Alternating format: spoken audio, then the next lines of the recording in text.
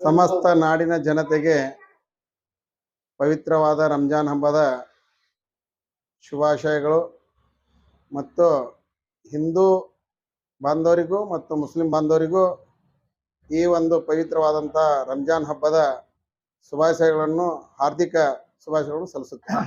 ಎಲ್ಲರಿಗೆ ನಮಸ್ಕಾರ. ನಾನು ಅಬ್ದುಲ್ ರಜಾಕ್ ಭರ್ತಿ.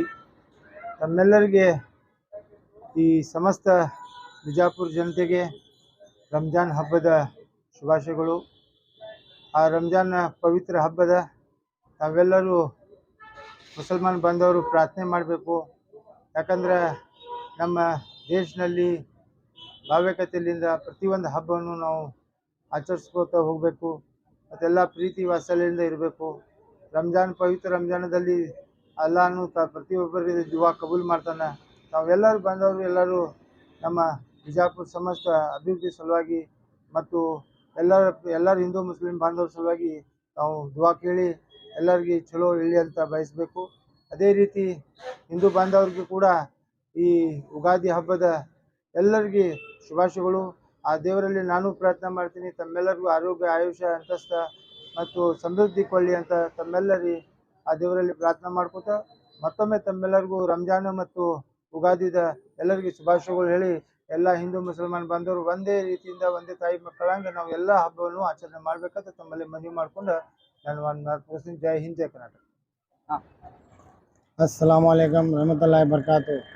मैं अब्दुल फिराज जमखंडी मिनॉरिटी ब्लॉक अध्यक्ष सब लोगों को रमज़ान ईद की मुबारकबाद देता हूँ। सब लोगों मिलजुल कर मनाए।